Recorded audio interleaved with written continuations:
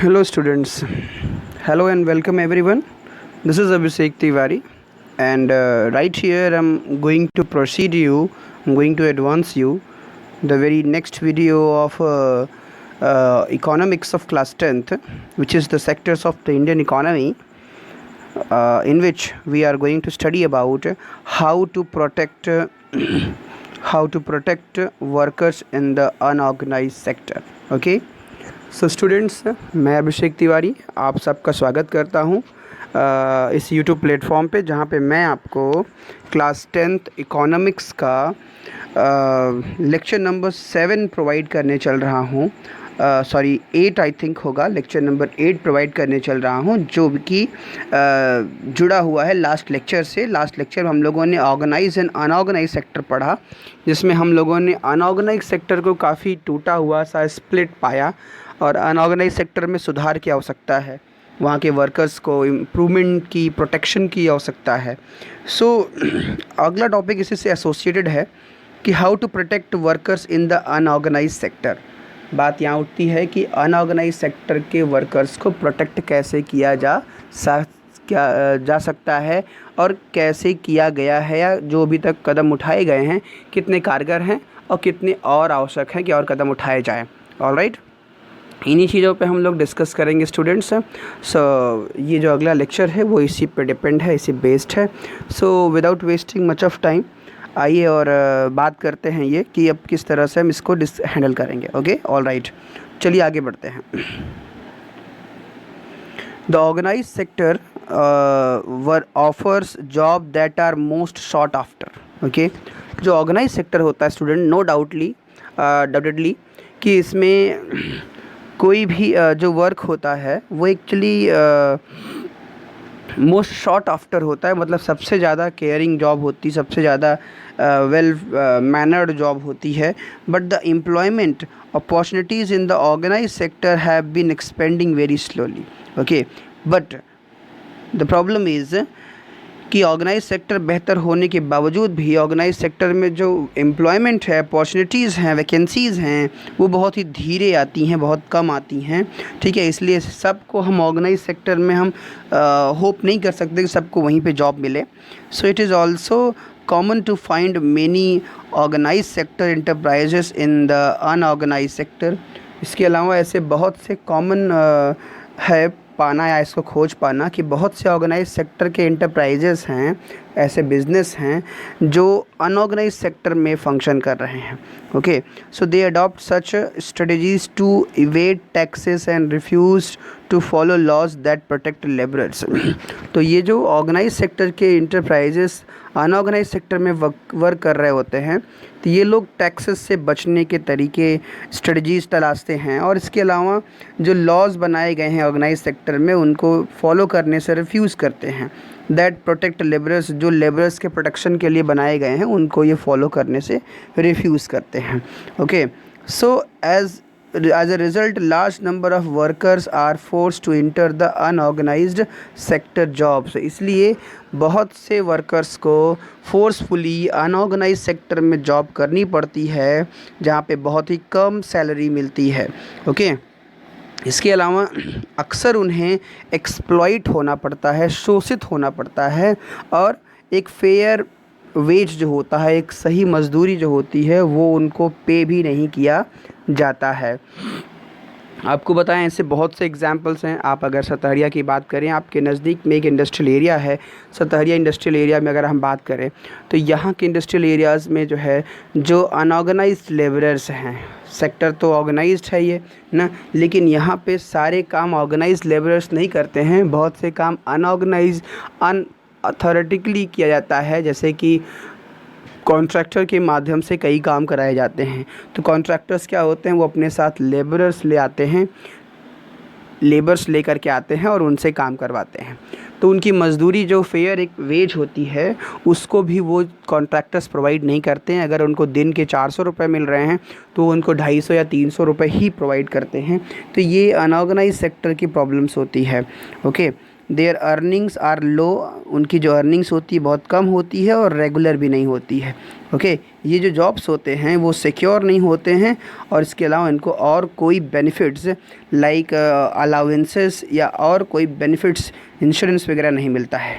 Okay, so since 1990s 1990 के दशक से ही it is also common to see a large number of workers losing their jobs in the organise sector, कि बड़ी संख्या में लोग ऑर्गेनाइज सेक्टर में अपनी जॉब खो रहे हैं। ठीक है, कई जगह ऑर्गेनाइज सेक्टर्स में जो है जो तमाम ऐसे पॉलिसीज़ आई हैं आज तक जो है उनकी वजह से बहुत से लोगों को रिशेस का सामना करना पड़ा है, अपनी जॉब गंवानी पड़ी है।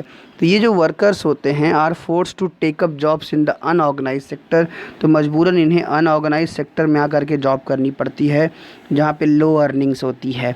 इसलिए beside the need for more work, ज़्यादा काम करने की जो आवश्यकता है उसके अतिरिक्त there is also a need for protection, एक आवश्यकता है कि प्रोटेक्शन किया जाए and support of the workers, और वर्कर्स का सपोर्ट किया जाए in the unorganised sector, unorganise sector में वर्कर्स का सपोर्ट किया जाए। ओके, तो यहाँ पे ये सब चीज़ें सामने देखने को मिलती हैं कि इनका वर्कर्स का सपोर्ट भी किया जाए, इसके साथ साथ कि प्रोटेक्शन अगर इनको आवश्यकता है प्रोटेक्शन की, और प्रोटेक्शन के साथ साथ इन वर्कर्स को अनऑर्गेनाइज सेक्टर में सपोर्ट की आवश्यकता भी देखनी पड़ती है। ओके, आगे बढ़ते हैं। So who are these vulnerable people who need protection, अब बात आती है कि अनऑर्गेनाइज सेक्टर में वो वल्नरेबल लोग हैं कौन जिनको प्रोटेक्शन की आवश्यकता है। वल्नरेबल से मतलब होता है सेंसिटिव, या उसको हम संवेदनशील कहते हैं।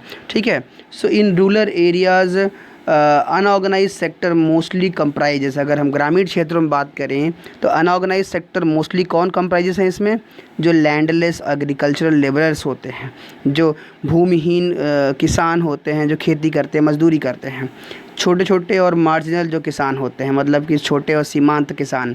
ठीक है, शेयर क्रॉप पर साझेदार वाले खेती करने वाले, artisans such as weavers, blacksmiths, carpenters, goldsmith. ठीक है, इस तरह के लोग जैसे बुनकर हो गए, लुहार हो गए, और इसके अलावा जो है कारपेंटर्स हो गए, और इसके अलावा जो है गोल्ड स्मिथ वगैरह जो सुनार हो गए, ये सब लोग संवेदनशील ग्रामीण क्षेत्रों में होते हैं। Nearly 80% of rural house holds in India, लगभग 80% जो रूरल हाउस होल्ड्स है, ग्रामीण जनसंख्या है हमारे देश की ना, in small and marginal farmer category, वो स्मॉल और मार्जिनल फार्मर कैटेगरीज़ में आते हैं। अधिकतर जो किसान हैं हमारे देश में उसमें 80% लोग क्या हैं कि केवल स्मॉल और मार्जिनल सेक्टर से बिलोंग, मतलब फार्मर्स हैं ना, उस कैटेगरी से बिलोंग करते हैं। These farmers need to be supported through adequate facilities for timely delivery of seeds, ऐसे किसानों को जो है पर्याप्त मात्रा में सुविधाओं की आवश्यकता होती है, इनको टाइम से सीड्स की डिलीवरी की जाए। एग्रीकल्चरल इनपुट जो होते हैं उसमें इनको पार्टिसिपेट कराया जाए, मतलब कि जो एग्रीकल्चरल इनपुट होते हैं, ठीक है, उनको टाइम से मिले। Credit storage facilities and marketing outlets, उनको उधार सही मिल सके, स्टोरेज फैसिलिटीज़ मिले, और मार्केटिंग आउटलेट्स मतलब बाज़ारों की पर्याप्त सुविधा हो जहां अपना सामान बेच सकें, तो ये सब की सुविधा उनको उपलब्ध करानी चाहिए। इसके अलावा जो है अगर हम अर्बन एरियाज़ में बात करें कि अर्बन एरिया में ये कौन से अनऑर्गेनाइज सेक्टर में वल्नरेबल लोग कौन होते हैं, तो मोस्टली उसमें कौन से होते हैं, workers in small scale industry, small scale industries में जो काम करने वाले वर्कर्स होते हैं, मज़दूर होते हैं। Casual workers in construction, building बनाने में जो कैजुअल वर्कर्स होते हैं, दिहाड़ी मजदूरी करने वाले। Trade and transport etcetera, trade और ट्रांसपोर्ट में काम करने वाले जो दिहाड़ी मजदूरी करने वाले लोग, ऐसे लोग शहरों में होते हैं। And those who work as street vendor, जो सड़कों पर ठेले लगाते हैं, ठेले वगैरह हो गए, खुमचे वाले। हेड लॉन्ग वर्कर, सिर पे बोझा लेकर चलने वाले लोग हो गए। गारमेंट मेकर, कपड़ा बुनकर हो गए, बनाने वाले। रैक पिकर्स, कचड़ा बिनने वाले हो गए। Small scale industry also need government support, इसके अलावा जो स्मॉल स्केल इंडस्ट्रीज़ होती हैं उनको भी सरकार से सपोर्ट की ज़रूरत होती है, अपने रॉ मटेरियल्स को प्रोक्योर करने के लिए, मार्केटिंग को ऑफ आउटपुट्स का मार्केटिंग करने के लिए। इसके अलावा कैजुअल वर्कर्स जो होते हैं बोथ रूरल और अर्बन एरियाज़ में, इनको प्रोटेक्शन की आवश्यकता होती है, ठीक है। तो ये ऐसे लोग हैं जिनको प्रोटेक्शन की आवश्यकता होती है। So we also find that majority of workers from scheduled caste, tribes and backward communities find themselves in the unorganised sector, ठीक है। तो हम पाते हैं कि मेजोरिटी ऑफ वर्कर्स जो हैं from scheduled caste, tribes and backward, जो शेड्यूल कास्ट से हैं, ट्राइब से हैं, बैकवर्ड कास्ट के हैं, ठीक है, बैकवर्ड कम्युनिटीज़ के हैं, इन्हें find themselves in the unorganised sector, इनको हम अक्सर पाते हैं कि ये अनऑर्गेनाइज सेक्टर में वर्क कर रहे होते हैं। So beside getting and the irregular and low paid works, तो इरेगुलर और लो पेड वर्क्स के अलावा these workers also face social discrimination, इन वर्कर्स को अपनी इकोनॉमी के बेसिस पे ना सामाजिक भेदभाव झेलना पड़ता है, ठीक है। So protection and support, okay, to the unorganised sector workers in thus necessary for both economic and social development. तो इकोनॉमिक और सोशल डेवलपमेंट दोनों के लिए इस तरह की अनऑर्गेनाइज सेक्टर में इनको प्रोटेक्शन और सपोर्ट दोनों की आवश्यकता होती है। तो ये तमाम ऐसे लोग जिनका हमने अभी जिक्र किया, ये सब क्या होते हैं, वल्नरेबल्स हैं, ठीक है, और इन्हें रियल में आवश्यकता है कि इनको जो है प्रोटेक्शन और सपोर्ट दिया जाए। ऑलराइट, तो प्रोटेक्शन और सपोर्ट की सबसे ज़्यादा आवश्यकता जो है वो इस सेक्टर के लोगों को होती है। So this is what all about for today's lecture students. आज का लेक्चर हम लोगों ने यहीं फिनिश किया। आपको ये लेक्चर कैसा लगा आप हमें कमेंट बॉक्स में ज़रूर बताएं। सब्सक्राइब करें, सब्सक्राइब करने के साथ आप बेल आइकन प्रेस करें जिससे आपको आने वाले वीडियोज़ की नोटिफिकेशंस मिलती रहे, और लाइक एंड कमेंट करना ना भूलें। ओके, शेयर करें अधिक से अधिक लोगों को जिससे बहुत से लोगों को इसका फ़ायदा मिल सके। ऑलराइट, तो this is what all about for today's lecture students हैं। होप अगला वीडियो जो होगा, नेक्स्ट वीडियो, वो लास्ट वीडियो होगा और हम लोग इसको फिनिश करेंगे लास्ट वीडियो में। ओके, सो आप इस वीडियो को पूरा देखिए जिससे कि आपको इसकी पूरी डिटेल्स आपको मिल सकें। Okay, alright, thank you, have a good day.